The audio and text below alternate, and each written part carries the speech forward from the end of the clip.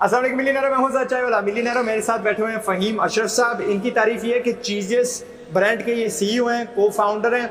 आप चीजेस ब्रांड को अगर आप जानते नहीं हैं तो it's a fast food pizza based brand. 19 इनकी ब्रांचें हैं, 1000 से प्लस इनके एम्प्लॉइज हैं एंड देर कॉन्स्टेंटली ग्रोइंग। अभी इन्होंने लाहौर बड़े अरसे से बतौर इनके they been quite, they been learning, they been क्या कहते हैं, असला इकट्ठा करते रहे, वॉर चेस्ट बढ़ाते रहे and now you are in expansion mode. Yes yes. So Faheem साहब हमें बताएं, आपने ये ब्रांड शुरू किया क्यों?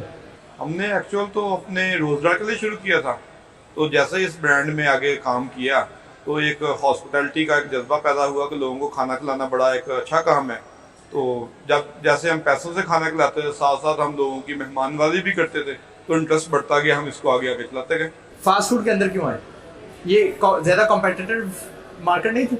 फास्ट फूड के अंदर इसलिए है, पहले तो जस्ट एक पैसे कमाने के लिए आए थे, ना ये कि हम देसी में जाना, फास्ट फूड में आना है।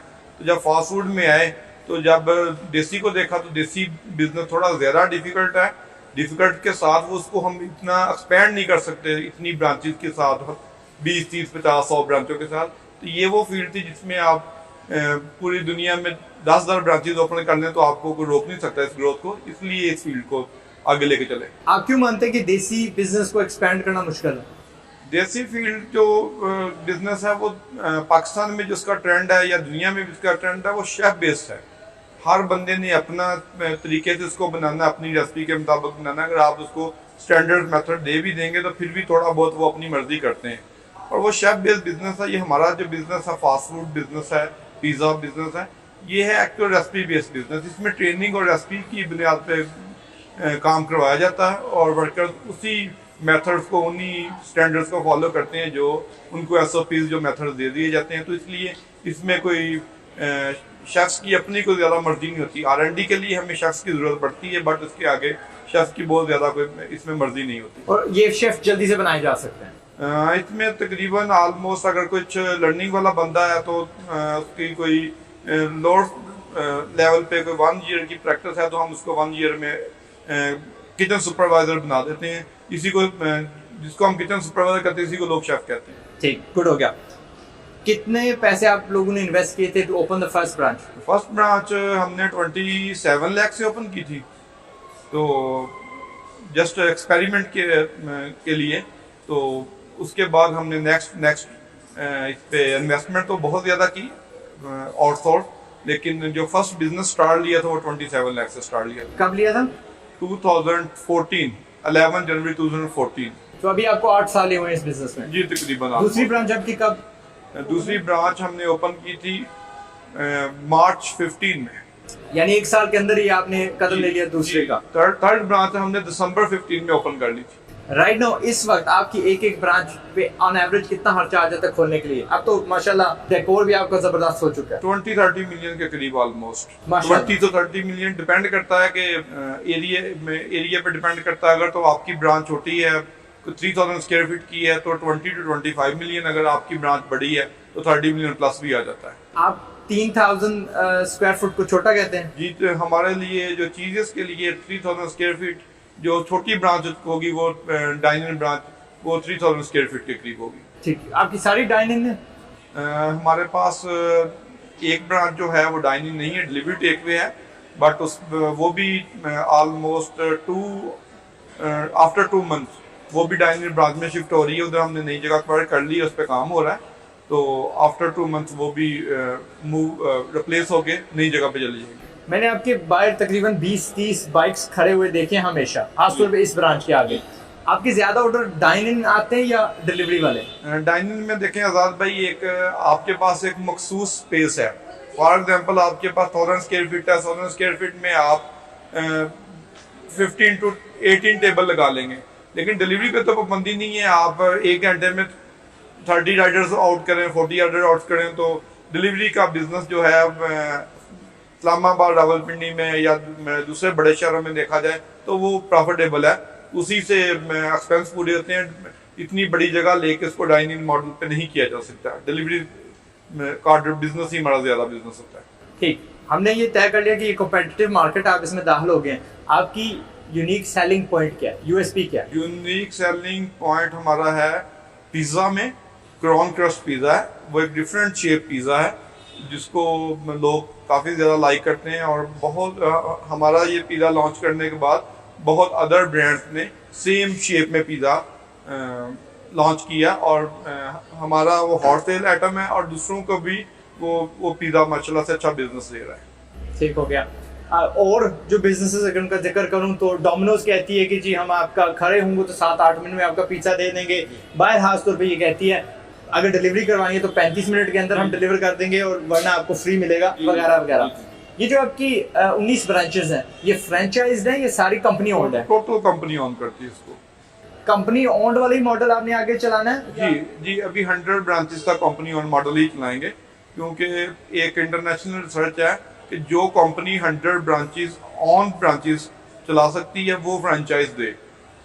अगर आप 100 ब्रांचेस को खुद से ऑन करके उनके ऑपरेशंस को स्मूथ चला सकते हैं तो देन आप में इतनी कैपेसिटी है कि आप फ्रेंचाइज दे सकते हैं। लेकिन सीरियस ने तो फिलहाल फ्रेंचाइज मॉडल पे को काम नहीं किया और ना ही अभी फ्यूचर में करने का प्लान है। लेकिन जो इंटरनेशनल रिसर्च है वो भी यही कहती है कि आप 100 ब्रांचेस के बाद फ्रेंचाइज देना चाहें तो दे सकते हैं अभी, बट चीजेस का अभी को प्लान में शामिल नहीं है फ्रेंचाइज देना। हम अगर और लोकल ब्रांड्स को देखें, बर्गर लैब हो गई, आई थिंक दे ओन 3-4 उनके होते हैं बट वो 20+ क्रॉस कर चुके हैं, there in the franchise model. वाकई you are gonna stick with the 100 branches या चलिए 35 में हम कह देंगे यार इनफ हो गया अब हम फ्रेंचाइज में चलते हैं? नहीं आजाद भाई, ये जो बिजनेस है ये इंतहाई टफ बिजनेस है। 24 आवर्स आपको खुद से इसकी मॉनिटरिंग करनी पड़ती है। तो बिल्कुल 35 ब्रांचों या 40 ब्रांचों पे तो पॉसिबिलिटी ही नहीं है कि आप एक इस स्टेज पे आके फ्रेंचाइज दे दें और फ्रेंचाइजी अपनी मर्जी करे।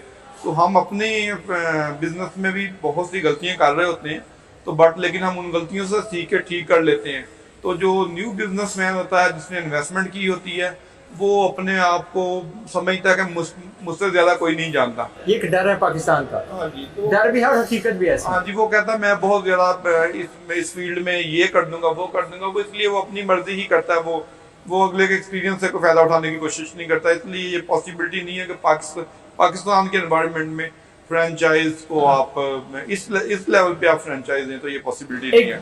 बिजनेस को कब एक्सपेंशन की तरफ देखना चाहिए, कब वो समझे कि वो तैयार हो गया कि अब यार दूसरी ब्रांच तीसरी ब्रांच खोलें? जब आप समझते हैं कि पहली ब्रांच को आप बहुत स्मूथ रन कर रहे हैं और अगली ब्रांच को चलाने के लिए आपके पास कुछ SOPs और कुछ आपके पास वर्क है। अगर आपके पास कोई होमवर्क नहीं है, आप पहली ब्रांच भी आपकी जो बिजनेस है वो भी 100% नहीं है, 60-70% है, तो देन आपको नेक्स्ट ब्रांच पे नहीं जाना चाहिए। आप ये इनको सारी ब्रांचेस को मेंटेन कैसे करते हैं? क्योंकि कुछ तो आपकी इस्लामाबाद में है, फिर कुछ हैं जो अब लाहौर इतने दूर है, 4-5 घंटे का फासला है। आप दरमियान में गुजरान जा सकते थे, जेलम जा सकते थे, और जगह भी जा सकते थे। Why open them so far away एक दूसरे से, और इन पे काबू कैसे रखते हैं, मेंटेन इनको कैसे करते हैं, क्वालिटी कैसे मेंटेन रखते हैं? पंजाब में मेरे दूसरे पार्टनर वो बैठते हैं तो पंजाब के बिजनेस को ज्यादा वो देखते हैं और हम एक मेच्योरिटी के बाद लाहौर गए हैं। हमने इधर 13 ब्रांचें चीजियस ने रावलपिंडी इस्लामाबाद में 13 ब्रांचें ओपन करने के बाद लाहौर जाने का सोचा। तो एक मेच्योरिटी आ गई थी, एक टीम इतनी डेवलप हो गई थी, तो इसलिए लाहौर गए। अगर हम रास्ते में गुजर खान या जेलम या गुजरात जाते हैं तो हमारा जो टास्क है वो अचीव नहीं हो रहा है। हमें पहले बड़े सिटीज में जाना है, लाहौर, पेशावर, मुल्तान, उसके बाद फिर हम छोटे छोटे सिटीज को कवर करना है। लाहौर में ना 80 लाख लोग रहते हैं। जी जी बिल्कुल। आप वहाँ पे कितनी अपनी ब्रांचेस को करते हैं कि हम खोलेंगे? अगर हम उनके बड़े बड़े एरियाज को देखें तो 20 ब्रांचेस। जिस तरह अब आने वाले दिनों में फास्ट फूड का एक बहुत ज़्यादा ट्रेंड बढ़ रहा है और बहुत ज़्यादा लोग जो देसी खाने वाले लोग भी थे वो भी अब पिज़्ज़ा और बर्गर और फ्राइड पे जा रहे हैं। तो अब इस ट्रेंड के मुताबिक अगर आज में देखी जाए तो ये 30 ब्रांचें तो बड़ा इजीली लाहौर में जज़ब कर जाएंगे। बिल्कुल, बहुत इजीली। आपका कुछ सेंट्रल किचन वाला कॉन्सेप्ट है? नहीं, हमारा सेंट्रल किचन वाला नहीं होता। हमारा जो कंसेप्ट होता है वो केमिस्ट्री कंसेप्ट होता है, जहाँ से हमारी रेसिपीज वो सिर्फ उधर जाके मिक्स होनी होती हैं और साथ में कुछ जो प्रोडक्ट्स हैं रॉ प्रोडक्ट्स बन के जानी होती हैं और ब्रांच पे उन्होंने हाफ प्रोसीजर केमिस्ट्री में और हाफ प्रोसीजर जाके ब्रांचेस पे होते हैं। आपकी बेस्ट मार्केटिंग स्ट्रेटजी आज तक क्या रही है? अभी तक की जो अगर हम देखें तो हमारी जो कंपेन जो सुपरहिट हुई थी वो PSL में हुई थी, और जो हमारी स्टार्ट से लेके अभी तक जो बेस्ट स्ट्रेटजी है वो है आने वाले लोगों को खाना खिलाना, अपने दोस्त को अहबाब में, अपने हल्का अहबाब में, मार्केट में खाना खिलाना। जो खाना खिला के आप लोग अपनी प्रोडक्ट टेस्ट करा के जो मार्केटिंग ले सकते हैं वो आप किसी इश्तिहार के थ्रू नहीं ले सकते। मैं तो इनको वन डिश की तरफ पुश करता रहता हूँ, एक डिश के माहिर बन जाए और उसके छोटे छोटे सैंपल दिया करें कॉकटेल स्टिक्स पे, वो दांत साफ करने वाले दाने नहीं होते, उस पर खिला दें, जायका उनके मुंह में डाल दें। जो आप वन डिश की कह रहे हैं, दुनिया में जो सबसे ज्यादा अर्निंग वाला बिजनेस है वो वन डिश बिजनेस ही है। और जो जितने भी बड़े बड़े मल्टीनेशनल ब्रांड हैं वो वन डिश टाइप कंसेप्ट पे ही चलते हैं। अगर हम KFC को देख लें तो KFC पिज़्ज़ा भी बना सकता है और KFC ग्रिल्ड बर्गर भी बना सकता है। ना तो KFC ग्रिल्ड बर्गर बनाता है, ना ही KFC पिज़्ज़ा बनाता है, तो वो अपने ही फ्राइड में रहता है। इसी तरह मैकडोनल्ड की बात करें तो वो भी इसी में रहता है, वो अपने ग्रिल्ड टाइप में रहता है, वो दूसरी चीज़ों में नहीं जाता। तो वन डिश का जो कंसेप्ट है वो तो दुनिया कंसेप्ट को मानती है। गुड। आपने कहा 3 आप पार्टनर्स हैं, लेकिन MD का ओहदा आपको दिया गया, वो क्यों? मेरे जो दूसरे पार्टनर हैं, एक जिन्होंने स्टार्ट लिया था, इमरान एजाज साहब CEO हैं कंपनी के। एक मेरे बड़े भाई मेरे साथ पार्टनर हैं, वो स्लीपिंग पार्टनर हुआ करते के तौर पे हमारे साथ आए थे, तो बाद में उन्होंने कंस्ट्रक्शन के डिपार्टमेंट को उन्होंने ऑन किया। तो जो एक्सपेंशन हुई है, जो चीज़ें हुई हैं वो सारी तकरीबन 70-80% इसमें या 90% एफर्ट मेरी हैं। तो इसलिए मैं थोड़ा सा मेरी जो स्ट्रेंथ है वो भी ऑपरेशंस की है। उन्होंने फिर आपको आगे कर तो दिया। इसलिए मैं ऑपरेशंस पे ज़्यादा स्ट्रेंथ रखता हूँ, तो इसलिए मैं ऑपरेशंस की ही सीट देखता हूँ। मुझे ऑपरेशन थोड़ा सॉफ्ट टास्क लगता है, तो इसलिए मैं ऑपरेशंस को ज़्यादा ऑपरेशंस में रहता हूँ, तो इसलिए मैं वो MD ही मुझे सूट करता है। ठीक, 3 खासियत जो एक CEO में, एक MD में होनी चाहिए। अपनी टीम पर रिलाई करने वाला हो, अच्छी टीम चूज करें और हार्ड वर्कर होना चाहिए। माशाल्लाह। और हार्ड वर्क तो किसी भी चीज़ है, ये तो नहीं, वो तो सारे कहेंगे हम हार्ड वर्क है। नहीं, हार्ड वर्क से मुराद ये कि उसको डेली 12 से 14 घंटे काम करना पड़ता है। अब हार्ड वर्क से मुराद ये नहीं कि आपने सुबह काम शुरू किया और 3 घंटे इतना काम कर लिया, उसके बाद थक गया जी मेरा बहुत हार्ड वर्क किया। हार्ड वर्क नहीं, आपको एटलीस्ट महीने में 26 दिन और डेली 12 से 14 घंटे काम करना पड़ेगा, इसको हम हार्ड वर्क कहते हैं। और बहुत से लोग इस फील्ड में आने वाले बहुत से लोग इतनी लंबी ड्यूटी इस फील्ड में नहीं देते, जिसकी वजह से वो थोड़ा सा पीछे रह जाते हैं। तो जो बंदा इस फील्ड में 12 से 14 घंटे डेली काम करेगा और 26 दिन काम करेगा, वो इस फील्ड में मार नहीं खाता। आपने दूसरी बात में कहा था कि अच्छी टीम गठित करे। अब अच्छी टीम किसी को मिलती नहीं है, तो अच्छी टीम बनाते किस तरह? अच्छी टीम बनाने की बात वही आ जाती है कि आपके जो सिस्टम्स हैं वो स्ट्रांग होने चाहिए। तो जो अब आपके ट्रेनिंग मेथड्स बहुत स्ट्रांग होने चाहिए। अगर आपके ट्रेनिंग मेथड और ट्रेनिंग सिस्टम ज़्यादा हैं, वही बात आ जाती है जैसे मैंने पहले कहा कि हम लोग पाकिस्तानी लोग कंपनी नहीं बनाते, हम लोग रेस्टोरेंट बनाने की कोशिश करते हैं। अगर हम कंपनी बनाएंगे तो ये अच्छी टीम में वो ही उस सिस्टम से ही बाहर आ जाती है। ये इन्होंने ऑफ कैमरा हम दोनों जब बात कर रहे थे कहा था कि यहाँ पे जब एक ओनर इंतकाल कर जाते हैं तो वो कंपनी बैठ जाती है, जबकि बाहर की आप देख लो, रिगलीज देख लो, आप कोक देख लो, आप पेप्सी देख लो, इनके मालिक गल सर गए हैं। लेकिन ये सिस्टम इनके क्योंकि थे तो आज भी ये कंपनीज चल रही हैं। तो this is something we need to work on. I think जितनी ज़्यादा हमारे पास वो बिजनेस का शौर आएगा, आगाही आएगी, जितने ज़्यादा हमारे बिजनेस पीपल होंगे तो ये सिस्टम इंशाल्लाह बढ़ता रहेगा। जब आप ये बना रहे थे चीज़ ब्रांड, आपने बहुत सारे सबक सीखे होंगे, आपने बहुत सारे ठुड्डे खाए होंगे। टेल अस अबाउट दोस्त, ताकि ये बच्चे जो हैं ये ना खाएं। शॉर्टकट्स इनको कुछ बताएं। शॉर्टकट्स यही है कि जो भी बंदा इस फील्ड में, मैंने पहले भी वही बात बोली, दोबारा वही बोलूँगा, जो बंदा इस फील्ड में 12 से 14 घंटे काम करता है वो अपने सिस्टम से आगाह है, वो ठुड्डे नहीं खाता। वो डेली जो गलती करे उससे सीखता जाए तो आगे नहीं होता। तो जो जिस दौर में हमने स्टार्ट लिया था, चीज़ ने स्टार्ट लिया था, वो दौर थोड़ा सा एक पुराना दौर था, थोड़ा सा, इतना पुराना भी नहीं था। लेकिन आज के दौर में आपके पास कोई यूनिक आइडिया होना चाहिए। जिसके पास एक यूनिक आइडिया है वो इस फील्ड में ठुड्डे नहीं खाता। वो खाने पीने वाली चीज़, लेकिन हो यूनिक आइडिया। आप डिफरेंट अपनी प्रोडक्ट्स को डिफरेंट तरीके से सेल करें। आपके पास अगर वन डिश की जैसे आप बार रेगुलर करते रहते हैं, तो अगर वन डिश ही है तो वो यूनिक हो, उसकी पैकेजिंग यूनिक हो, उसका सर्विंग स्टाइल यूनिक हो, वो चीज़ आप लेके आए जो मार्केट में पहले नहीं है। आप इंटरनेशनली जगह से कोई ढूंढ के लाएं, इंटरनेशनली आइडियाज़ को कॉपी कर लें। आप नहीं अपना कोई आइडिया जनरेट कर सकते। यूनिक आइडिया सेल होता है। हमारा जैसा जो बिजनेस था ये थोड़ा पहले दौर का था, तो आज ये चल रहा है। अदरवाइज आज के दौर में ये वाला बिजनेस नहीं है। आज के दौर में यूनिक आइडिया सेल होता है। क्या इनको प्राइसिंग पे कंपेटिटिव होना चाहिए, सस्ता करके चीज बेचनी चाहिए या नहीं? प्राइसिंग पे जो चीजेस की स्ट्रेटजी है, जो चीजेस सोचता है, जो चीजेस करता है, वो ये कहता है कि आप पूरी प्राइस लें बट जो प्रोडक्ट है थोड़ी ज्यादा दे दें। ठीक, प्राइस कम ना करें, प्रोडक्ट थोड़ी मील साइज थोड़ा बेटर करके दे दें। अगला बंदा ये ना महसूस करे कि यार मैंने 1600 रुपए दिए, 1600 रुपए की चीज नहीं है, ये तो यार 2000 की दे दी है। वैल्यू फॉर मनी उनको महसूस, वैल्यू फॉर मनी होनी चाहिए और साथ में कुछ ऐड करके दें। ठीक, अगर आप प्राइसिंग कम रखते हैं तो लोग कहते हैं बहुत सस्ते हैं। तो स्टार्ट में हम लोग की चीजेस की बहुत सस्ती प्राइसिंग हुआ करती थी, तो लोग कहते थे कि चीजेस पता नहीं क्या है। जब से हमने अपनी प्राइसेस को थोड़ा ठीक किया तो लोग तो हमें ज्यादा वैल्यू देना शुरू हो गए। पाकिस्तान में जो महंगा है उसको ब्रांड कहा जाता है, जो सस्ता है उसको लोग वैल्यू नहीं देते। समझा चुका हूँ। Very true that. आपने क्योंकि अब ये कहा कि जी हमारी पॉलिसी है टू गिव मोर, आपकी 3 ब्रांड वैल्यूज जो जिसको आप कायम रखते हैं। एक तो पहली वही बता दी कि कस्टमर सर्विस में हम बहुत ज़्यादा फोकस रखते हैं कि जो भी हमारे पास कस्टमर आ रहे हैं वो हर हाल में हैप्पी जाना चाहिए। दूसरी पे ये भी है कि हम लोग वो नहीं करते, हम एक्स्ट्रा ऑर्डरिंग के पे नहीं जाते कि कस्टमर की जेब से एक ही दफ़ा सारे पैसे निकलवा लिए जाएं।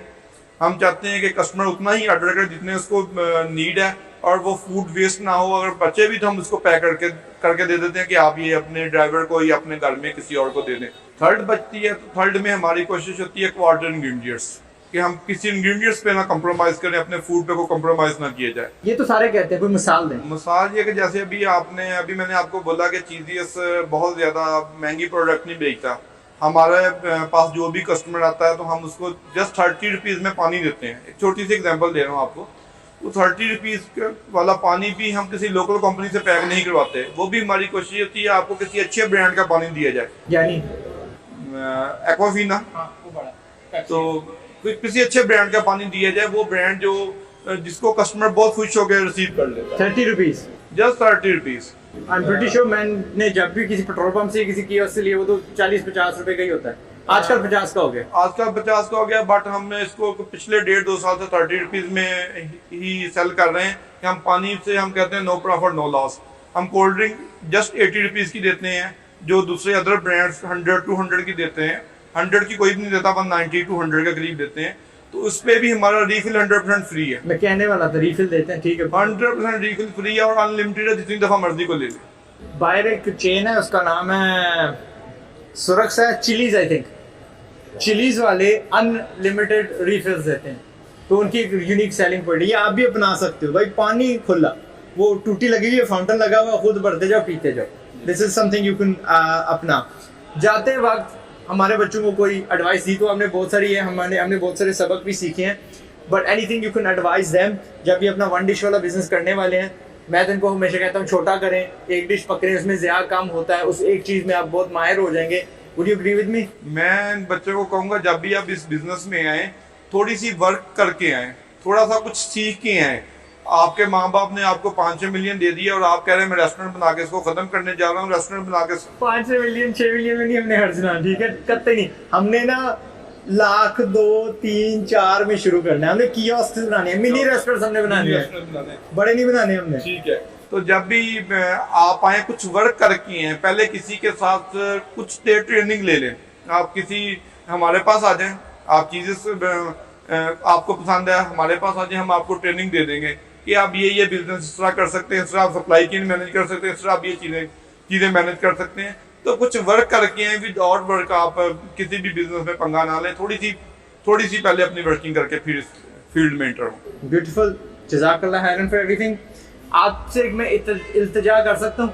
जी, आपने इंटरव्यू दिया, कैसे महसूस हुआ? बेहतरीन। व्हाट इफ मामून आपने भी हेल्प करनी है, आप एक छोटा सा टिकटॉक पे अपनी डेली जो लाइफ है a day in the life of an MD, वो साथ शेयर करते जाएं, उस्ताद बने, इनको गाइड करें। आप फूड की इंडस्ट्री में ना 19 ब्रांचें चलाते हैं ना, 99.9999% पाकिस्तानी उन्हीं ब्रांचें नहीं चलाते, एक भी नहीं चलाते होंगे। तो आप यूनिक हैं। आप हमें टिकटॉक एक छोटा सा प्लेटफॉर्म है, वर्टिकल है, यानी आपने ये वीडियो निकाला, कल 10 मिलियन 10 लाख लोगों ने देखे, वो पढ़े मारा, तो इट विल रियली, एक तो आपकी ब्रांड बढ़ेगी, प्लस आप अंदर की कहानी बताएं। ये देखिए जी, इंग्रेडिएंट हम नहीं ला सकते, शॉर्टेज हो गई है, फूड फॉरेन पे बैन हो गई है, अब इसका हमने नेमो बदल KNN से उठाया या फलां से उठाया। ये छोटी छोटी चीजें आई वुड रियली अप्रिशिएट, और ये भी अप्रिशिएट करेंगे। हल्का सा वादा, 5 वीडियोस मांग रहा हूँ, मंजूर है ना? जी बिल्कुल मंजूर है जनाब। चीजेस का चैनल आ रहा है, देखिएगा। फहीम साहब हैं अनकरीब। Thank you very much. Allah आपके एक्सपेंशन में बरकत डाले। I wish you all the best. And एक बात थी, मैंने कहा था कि आपको महसूस नहीं होता कि आप लोगों को बीमार कर रहे हैं, आपने क्या कहा था? मैंने इससे पहले भी बहुत दफ़ा कह चुका हूँ और आज फिर कह रहा हूँ कि मैं कहता हूँ कि फास्ट फूड जो पिज़्ज़ा फूड है, ये फूड आप हफ्ते में 1 दफ़ा खाएं, आप डेली ना खाएं। आप हफ्ते में 1 दफ़ा खाएं, आफ्टर 10 डेज खा लें, हफ्ते में 2 दफ़ा खा लें, और जब भी लें एक मुनासिब मील लें, बड़ा साइज ना लें, तो इससे आपकी हेल्थ पे कोई ख़ास फ़र्क नहीं पड़ेगा। जिस तरह तो पेप्सी है, वो भी हेल्थ के लिए ठीक नहीं है, लेकिन वो एक मखसूस क्वांटिटी आप डेली ले सकते हैं। तो वही सेम फास्ट फूड में है कि आप एक मखसूस मील अपनी रूटीन से लेंगे तो उससे कोई आपकी हेल्थ पे फ़र्क नहीं पड़ेगा। अगर आखिरी में आपसे सवाल पूछूं, आज खुदा न खास्ता बैंकरप्ट हो जाते हैं, व्हाट वुड यू डू पैसे कमाने के लिए? और मैं आपको 5 लाख भी दे देता हूँ, ये ले 5 lakh to restart your life. Bank first of all तो हम लोनिंग नहीं लेते, हम अपने पैसे से, मैंने आपको गिफ्ट कर दिए। सुनिएगा, तो हम अपने पैसे से ही करते हैं। तो अगर हम बैंकक्रप्ट हो जाते हैं, चीजेस बैंकक्रप्ट हो जाता है, तो मैं अपने दोबारा बिजनेस का स्टार्ट इसी फील्ड से लूंगा। मैं किसी एक रेडी लगाऊंगा, मैं खुद से काम करूंगा और दोबारा से एक बड़ी चीज खड़ी करके दिखाऊंगा इंशाल्लाह। माशाल्लाह, किलर एडवाइस। ठीक है, जज़ाकल्लाह खैरन, thank you very much for your time, आपके देखने का, इनका हमें सबक सिखाने का। मैं उम्मीद करता हूँ आप में हौसला बड़ा होगा। खास तौर पर जो लास्ट चीज उन्होंने कही है कि भाई I would start from the ready, वो चिप्स वाली में इतना एक्सपेंशन हो सकता है, इतनी फ्लेवरिंग्स हो सकती है, इतनी टॉपिंग्स हो सकती है, इतनी शक्लें हो सकती है चिप्स वाली कि भाई इंतहा नहीं है। So start small and big. इन्होंने भी 1 से शुरू किया था, 19 पे पहुंचे हुए हैं। नेक्स्ट टाइम जब कभी मिले 39 होंगे, और फिर जब आपने फ्रेंचाइजी देखी तो समझे कि 100 का वो मार्का इन्होंने टेक ऑफ कर दिया। KFC इधर आई थी, चीजें बाहर जाएगी इंशाल्लाह। अपना ख्याल रखिएगा। मैं हूं ज़ाचा वाला, पाकिस्तान जिंदाबाद। अस्सलाम वालेकुम।